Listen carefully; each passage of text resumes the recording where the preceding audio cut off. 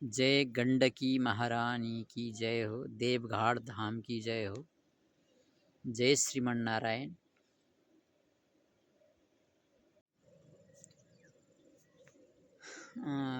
आज हामी यस कृष्ण शुक्ला गण्डकी को संगम तट देवघाट धामबाट यहाँहरूलाई हार्दिक नमन।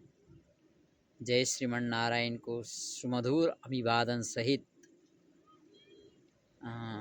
आज हामी केही कुरा भन्न गइरहेका छौं। जनै यज्ञोपवीत भनेर हामी जसलाई भन्छौं, जो हामीले धारण गरेका छौं यज्ञोपवीत, यसको बारेमा केही कुराहरू हामी जान्न कोशिश गर्नेछौं। यज्ञोपवीतलाई हामी ब्रह्मसूत्र भनेर भनिन्छ, जसमा ब्रह्मा विष्णु महेश नाग इन्द्रादि देवता 33 कोटी देवताहरूको पनि वास रहेको हुन्छ। त्यसलाई ब्रह्मसूत्र भनिन्छ यसलाई, जो कपासको धागोबाट बनाइन्छ। र यसलाई बनाउने प्रक्रियाहरू पनि गोत्र ऋषि परम्परा अनुसार पञ्चशिखा त्रिशिखा यस्ता प्रकारका शिखाहरूद्वारा यो पनि यस्तो प्रकारले बनिन्छ। र यो किन लगाइन्छ भन्ने कुरामा पनि जिज्ञासाहरू धेरै रहेका हुन्छन्। यो किन लगाइन्छ त भन्दा यो एउटा यज्ञद्वारा ब्रह्म यज्ञ गरिन्छ, जसलाई हामी उपनयन 16 संस्कारभित्र उपनयन संस्कार भन्छौं। त्यो उपनयन संस्कारद्वारा यो यज्ञोपवीतलाई धारण गरिन्छ। यसमा एउटा मन्त्र पनि छ, यज्ञोपवीतं परमं पवित्रं प्रजापतिर्यत् सहजं पुरस्तात् आयुष्यमग्र्यं प्रतिमुञ्च शुभ्रं यज्ञोपवीतं बलमस्तु तेजः। यज्ञोपवीत परम पवित्र छ अरे, परम पवित्रम। प्रजापति ब्रह्माजीद्वारा, ब्रह्माजीले पनि लगाउनु भएको यो ब्रह्मसूत्र, प्रजापतिर्यत् सहजं पुरस्तात् आयुष्य, यसले आयुको पनि वृद्धि गर्दछ। आयुष्यमग्रं प्रतिमुञ्च शुभ्रं यज्ञोपवीतं बलमस्तु, बललाई पनि प्रदान गर्दछ। र यो लगाइसकेपछि यसमा पालना गर्नुपर्ने नियमहरू पनि केही बताइएका छन्। ती के हुन् त भन्दाखेरि ब्राह्मण क्षत्रिय वैश्य, जो वर्णाश्रम धर्म अनुसार ब्राह्मण क्षत्रिय वैश्यलाई द्विजातीय भनिन्छ, उनीहरूलाई यो यज्ञोपवीत लगाउने अधिकार हुन्छ। र शूद्र जातिलाई र स्त्री जातिलाई यो लगाउने अधिकार छैन कलियुगमा।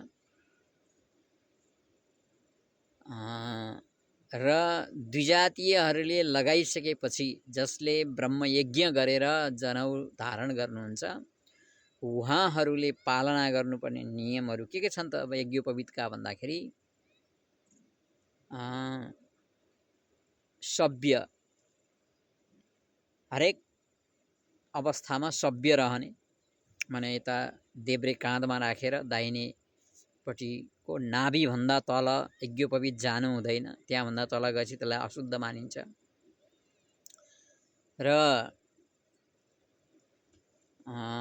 लघुशङ्का दीर्घशङ्का माने शौच आदि, दिशा पिसाब भनौँ नेपाली भाषामा भन्नुपर्दाखेरि, जाँदाखेरि दाहिने कानमा माला जस्तो बनाएर त्यसलाई धारण गर्नु पर्दछ, कानमा बेर्नु पर्दछ यसरी।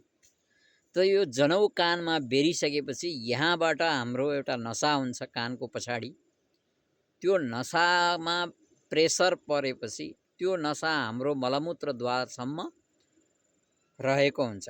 र त्यो नसा दबिसकेपछि हाम्रो जुन मलमूत्र निष्कासन हुने हो, त्यो पनि सहज रूपमा निष्कासन हुन्छ, पूर्ण रूपमा स्वस्थ तरिकाले। यो एउटा वैज्ञानिक कुरा भयो। र अर्को कुरा, शुद्धताको लागि दाहिने कानमा जनैलाई चढाइन्छ र स्त्री गमन गर्दाखेरि पनि जनैलाई शुद्धताको त्यसमा त्यतिखेर पनि ख्याल गर्नुपर्दछ।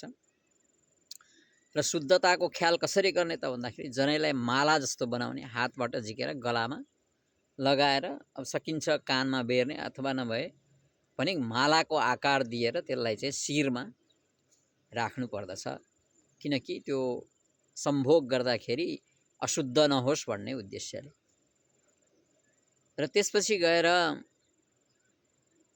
जसले जनौ धारण गरेर यस्ता नियमहरू पालना गर्दैनन् उनीहरूले जनौ लगाउनु कुनै अर्थ हुँदैन। र त्यसमा मन्त्र दिएको हुन्छ, गायत्री मन्त्र हामीलाई प्राप्त हुन्छ यज्ञोपवीत जनौ संस्कार भएपछि। त्यो मन्त्रको जप यदि गर्दैन भने त्यो जनै लगाउनु नलगाउनुको उसको कुनै अस्तित्व रहँदैन, त्यो एउटा देखावटी मात्रै हो। र अर्को कुरा, हरेक किसिमका कर्महरू गर्दाखेरि जनै को अवस्था पनि बदलिन जान्छ। जस्तै अब पितृ कार्यहरू गर्नु पर्यो, श्राद्धादि कर्महरू गर्दाखेरि देवता ऋषिहरूलाई तर्पण दिँदाखेरि सभ्य भएर नै ऋषि तर्पण देवतर्पण गरिन्छ। अनि मनुष्य तर्पण भनिन्छ, चार मनुष्य सनक सनन्दन सनातन आदिलाई तर्पण गर्दाखेरि जनैलाई मालाको आकार बनाएर त्यसरी तर्पण गरिन्छ। र पितृहरूलाई तर्पण गर्दाखेरि अपसभ्य हुनुपर्दछ र पितृहरूलाई अपसभ्य भएर तर्पण गर्ने हाम्रो शास्त्रले बताएका छन्। अब कतै कतै सम्प्रदायहरूमा सभ्य भएरै पनि दिइने चलन छ, तर वास्तवमा पितृ कार्य चाहिँ अपसभ्य भएरै गर्नु भन्ने हाम्रो शास्त्रहरूको नियम बताइएको छ। हाम्रा ऋषिहरूले त्यही भन्नुहुन्छ। र त्यस कारणले गर्दा यसरी लगाइएको यो ब्रह्मसूत्रलाई जसले नियम पालना गरेर धारण गर्दछ भने उसको, अघि मैले जो भने मन्त्र यज्ञोपवीतम परमम पवित्रम भन्ने, त्यो मन्त्रमा भने जस्तै बल बुद्धि विवेक ज्ञान भक्ति सबै कुराहरू प्राप्त हुन्छन्, त्यसमा कुनै शङ्का छैन। र जसले लगाएर त्यसको नियम पालना गर्दैन भने उसलाई दोष लाग्दछ।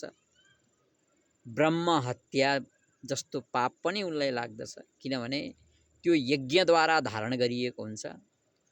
त्यो यज्ञको अपमान गरेपछि उसलाई दोष लाग्यो। त्यो दोष लागेको, त्यो दोषको निवारण सम्भव छैन। र कुन कुन अवस्थामा यज्ञोपवीतहरू अशुद्ध हुन्छन् त भन्दाखेरि, हामीले दिसा पिसाब जाँदाखेरि कानमा राखेनौँ भने त्यो अशुद्ध भयो, त्यो लगाउनुको अर्थ रहँदैन, त्यो अशुद्ध भयो। सम्भोग गर्दाखेरि जब बताइयो त्यो प्रकारको प्रक्रिया अपनाइएन भने त्यतिखेर पनि त्यो जनै अशुद्ध हुन्छ। र कुनै मसान घाटमा जाँदा शवदाह संस्कारमा गएपछि पनि त्यो जनैलाई अशुद्ध मानिन्छ, त्यसलाई बदल्नु पर्दछ। र रजोवती स्त्री जातिहरूलाई स्पर्श भएको खण्डमा पनि जनै अशुद्ध हुन्छ, र त्यतिखेर पनि त्यसलाई बदल्नु पर्दछ। र यो यस्ता प्रकारका नियमहरूलाई हामीले पालना गरेर जनै धारण गर्यौँ भने पक्कै पनि हाम्रो वैदिक सनातन धर्म संस्कृति परम्परालाई हामीले अक्षुण्ण राख्न सक्दछौँ, हामी वैदिक हुन सक्दछौँ भन्ने कुराहरू हामीले यहाँ हजुरहरूलाई जानकारी गरायौँ। र हामी यस्ता कुराहरू प्रत्येक बेला बेलामा लिएर आउने नै छौँ हजुरहरूको सामुन्नेमा।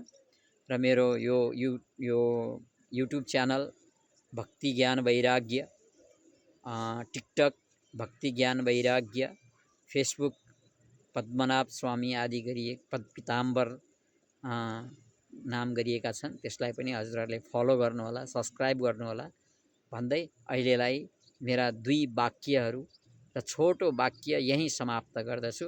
जय श्रीमन्नारायण, नमस्कार।